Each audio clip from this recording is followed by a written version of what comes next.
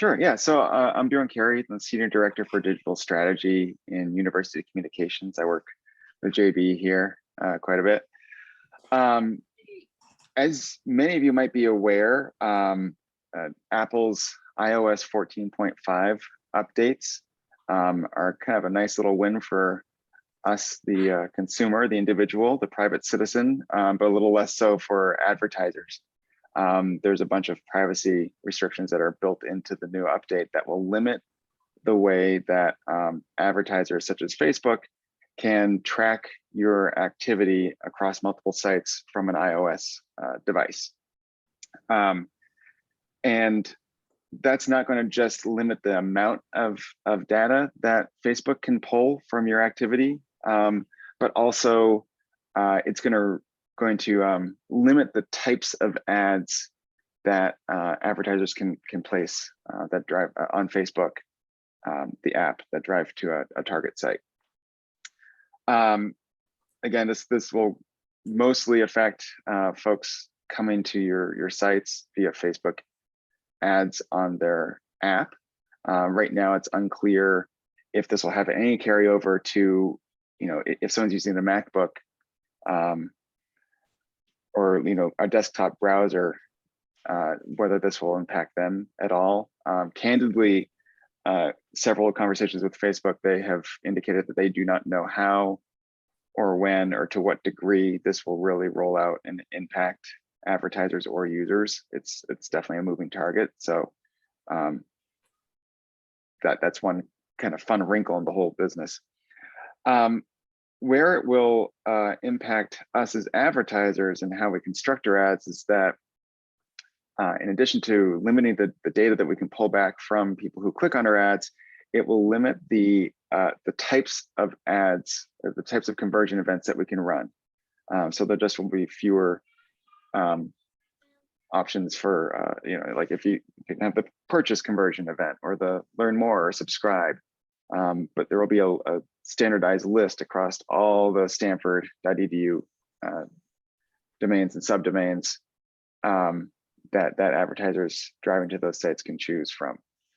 So just give you a quick step of what we've done so far to prepare for and this transition. We've spoken to a lot of the folks that we know in marketing and communications across campus that we know are running ads or that we believe are running ads or have run ads in the past.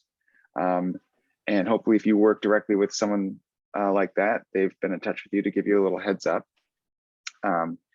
We're working with a third-party service to conduct a full or to conduct a deep inventory of where Stanford Pixel, Facebook Pixels are installed on Stanford websites, stanford.edu and the subdomains. Again, this will impact other Stanford websites like gostanford.com, but because they're a different domain, they'll be able to set up their own entire system for managing this. So this is what I'm about to say only applies to stanford.edu domain sites. So we're working on that inventory so we can figure out where and who is running ads. An important step in this is connecting all of our Facebook accounts, Facebook business accounts on the back end so that data can flow back and forth between them. So we know who's using pixels on Stanford sites and also the types of ads they're running.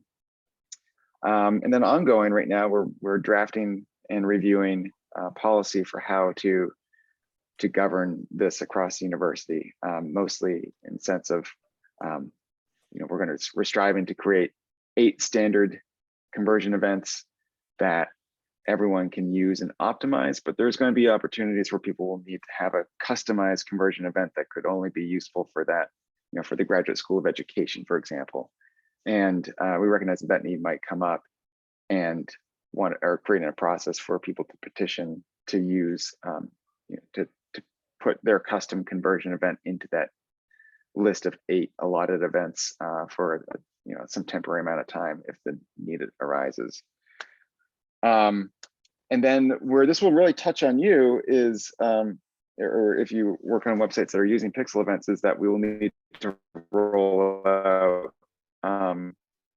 anyone who's using a pixel in their advertising activities, Facebook Pixel and advertising activities will need to install a new Stanford global pixel on their target sites.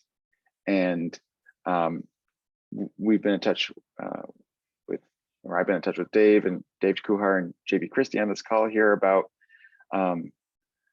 doing that for WordPress sites. And we've let Sarah Werlberg and Stanford Web Services know about this for Drupal rollout. And so once that pixel is created and we know where it needs to go, we'll work with the marketing and advertisers to figure out where it needs to be deployed and can connect anyone who needs to the tools they need to do that. That's a pretty quick snapshot of what's going on and how it's going to impact things across the university. It's, honestly, it's going to make the advertising situation a little uncomfortable for the next short period, and it's not going to be the only change coming at us over the coming months and years. I'm sure this is just the first step in how Apple and Facebook and other platforms tend to, protect, users' individual data. So it's good. We're at the the wave is cresting right now, but we're ready to ride it. So I guess right now I'll just open it up to any questions if you have any, or JB, maybe you can speak to the work that you and Dave have started on for WordPress, in case that's of interest to anyone.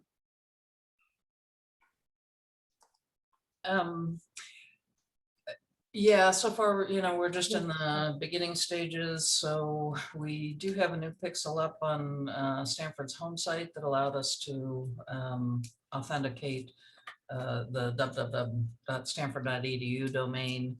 And once we get the actual pixel information, we can roll out a WordPress plugin pretty quickly. I'm not really sure how best to communicate to people that plugin is available. Irina, maybe you and I can coordinate.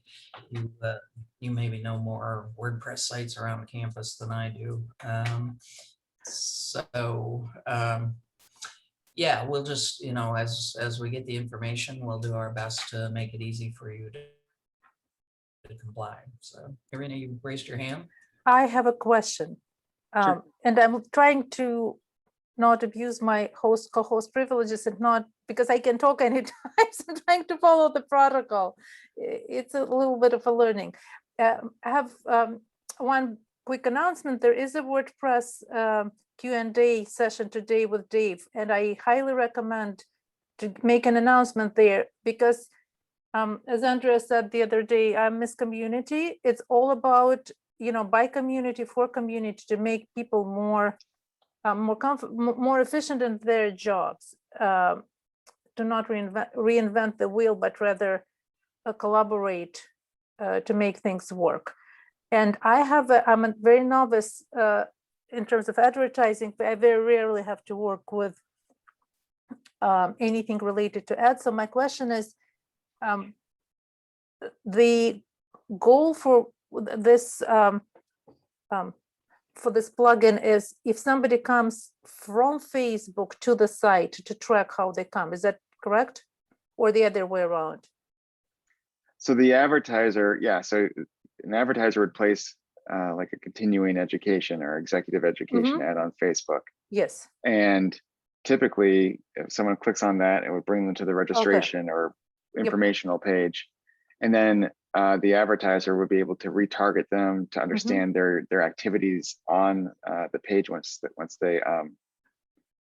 they arrive there. This is going to limit that ability going forward.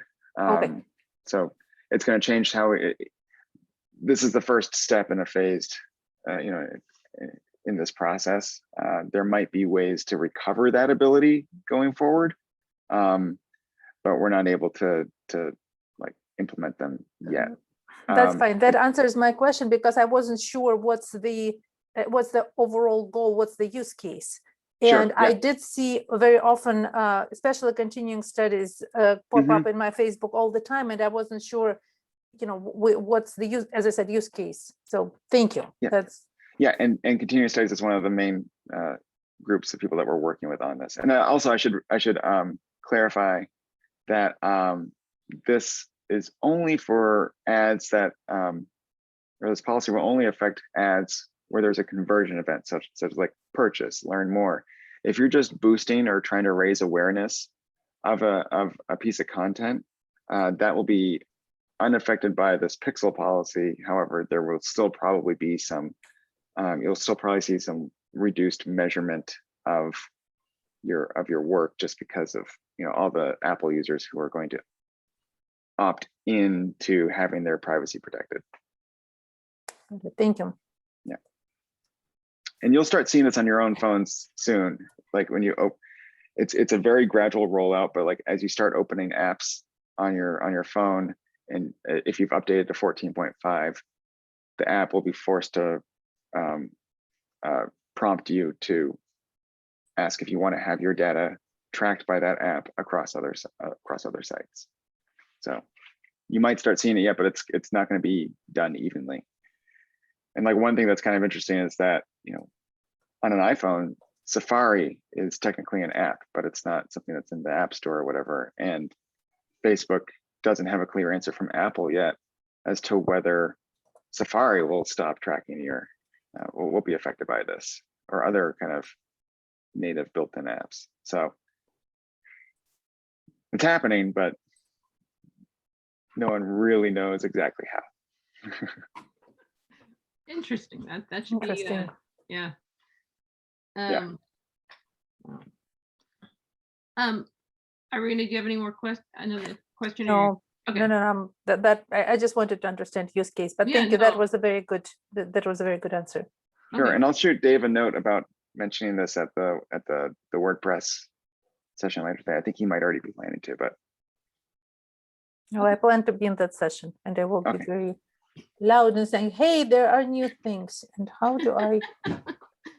I have a question. So I don't know. So I work a lot with our communications team, and I'm not sure if we're using Facebook Pixels, and we've talked about this in our meetings, but those were a long time ago, and I don't really get involved with that kind of that part of our site and all of our social media. We have a person that does that. So Yep. who should they contact if they have questions about this? Like, they should contact me or Dylan Kahn at DCONN@stanford.edu. We're the okay. two kind of like taking point on this. We did an initial survey of earth.stanford.edu Mhm. and I don't think we saw a pixel being deployed there. Wow. I Okay. remember some in the past, but they maybe have been turned off. Mhm. It would be a good step for anyone. So one kind of hitch to all this is that there will be like if you decide to deploy a pixel, or if you have a pixel already and you want to change how it's being used, there's going to be a 72-hour like wait period before Facebook can start acting upon that conversion or acting upon that change. So if you operate a Facebook business account and think that at some point in the future you will want to have a pixel, you might as well just connect it now, and we can start, we can put all of the connections in place so that they're, if you have an urgent need to run an ad with a conversion type connected to a pixel down the road, it won't be delayed by that 72-hour period. Okay, that makes sense. Okay. Cool, thanks.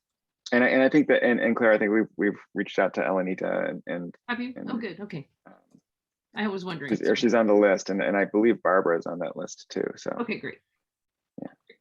and we're doing like a couple times a week communications to those folks Oh, right okay, now. So cool. Oh, yeah. well, then you guys are, then never mind. Okay, good. I was just double checking so that Yeah. I can No, I mean, ask them. I don't know if they read the email. So, or there's a lot of people who have responded and people who haven't, and I don't know whether that's because they didn't see the email or on break, or they're not using it. And so, as you know, I mean, that's where it might come up. Definitely appreciate anyone kind of spreading the word. So, Okay, great. All right, cool. Does anybody else have questions? Oh, yeah. Emma, go ahead. Sorry, I joined late. I'm Emma. Hey, Emma. I work for continuing studies and we've been emailing. Mhm. So I understand the pixel and the conversion. I also work with a couple other programs in our union and they use the conversion for like lead tracking. Would that be, it's not a sale though, or a purchase. So is It's- that as important? And It what would you recommend for them? it will still be, so that's still a conversion event. And so the step that we're doing right now is pulling in everybody's Facebook business accounts and Yeah. getting insight into the pixels they have deployed and how they're deploying them and how they have their conversion set up, Okay, so that we can look at that across the campus okay, and get a sense of like who's using a customized Yeah. conversion event, who's using a standard one that is optimized for them. We're probably going to lean towards standardized events that individual units can optimize for themselves. But I think like purchase, lead gen, learn more, things like that. Those are the subscribe. I think that those are going to be the most prevalent Yeah. use cases across the university. okay. However, we're still in the process of collecting that information. But like programs like yours are the where you're seeking a registration Yeah, are pretty much the like 90% at least of what we know of in terms of units that are using pixels and conversion events. right, as an at this actual time. purchase. I mean, Yeah. we have that data and, Yeah. As I mentioned, it's, so I also work with the MLA summer session, Stanford Pre-Collegiate Online High School. But I think their targeted ads are more lead generation and then also signups, information session, sign up now, those types of things where there's not an actual like purchase event Yeah. at all, where, obviously with us, it's like, So purchase would be like one of the 8 events. And then, some sign up would be second of one of the 8 events and so forth. There might be a world where there are different types of purchase and it will cause it to take up more than the one event, but then we'd still have 4 to play with. The other thing that I think I mentioned earlier, but part of the policy that we're working on is to, we recognize that there are going to be times when, if there's a major fundraising event or a major sign up event where there might be a very good real case for further customization of the conversion event. yeah, And so we're creating a process by which we can govern that and like raise that issue, consider it, and then look into like, okay, well, how does this impact the 8 that we currently have in place? Do we bump one out and move one in? And so there will be opportunities to review this. And if you have if someone's doing a custom lead event right now, and we decide that we're going to move everything to a standard lead event that you can optimize, we'll work with people to make that transition. okay. And I apologize if you said this earlier. So basically, though, to understand, Stanford's only been given those 8 events as the domain, and you have to choose across all of these departments which ones. So you can have the 8 event types across the Stanford domain and subdomains, but then anyone, like as many people who want to use the purchase event can use it Got it. and optimize it for themselves. And we're in the fact finding mode still and pulling in all the information. And then once we have all that in, so like if you get a request from me or Dylan to connect accounts, which I think you have already, Yeah. I had to do that quickly, and then we can assess Figure it out. that, and then we'll work on how best to distribute those and allocate them and prioritize them. So That's a lot of fact finding. yeah, I mean, we're working with a outside with a third party group that's recommended by Facebook, and it has worked with a couple other universities to do this. And so I have a lot of, it's a complex issue Yeah. And it's an uncomfortable issue, but it's not an impossible one. So I feel Okay. pretty good about our progress. I know where some of our partner or our peer institutions are in it. And like the ones that I know that are a little bit further along in the process have done it entirely through guesswork. And so, and then, we're doing it through a little bit more rigorous approach, which I think will pay off in the long run. Child. Yeah. Yep. I think you saw mine ghost behind me a Yeah, I minute saw the ago. Very good. Well, thank you. Yeah, I appreciate it. It's funny because I found out about it in January, and obviously I knew it was coming, and I was like, "What does this mean?" And Yeah. so I appreciate your helping and you guys looking into this and helping. Yeah. with the department. So I will. Yes, I need to give you guys access to our account, and I will do that today. And then I'll just Sure. let the other departments know that they can reach out to you guys. And the good thing is 2 of those are summer programs, so they only have this window where they're promoting their programs to high school and undergrads and grads, and it's like the window's actually over, so they're not even running ads right now. Sure. And then And we're doing an inventory, like a survey right now to see what sites are running them, and like the online high school and things like that are on our list of subdomains to check. And so once we get that, once that survey is complete and we have that inventory, we'll also know who to reach out to who maybe hasn't already. So Perfect. that'll happen. Yeah. And if you have any questions, or if they have any questions or concerns, and or like a particularly urgent need, if there's if there's a campaign you're planning to launch in June or need to emphasize in June, or whatever, please feel free to reach out. And we might need to come back to you for additional permissions into your Facebook accounts. It depends on how things are configured, how you have things configured, how deep we need to dig in certain cases. Okay. Sounds Like, I good. think we've asked for like the top level access. We might need to get into the next level down, depending on how Okay. like your ads have been configured. Yeah, that's fine. I don't mind sharing that information. Virtual life 101. Yeah.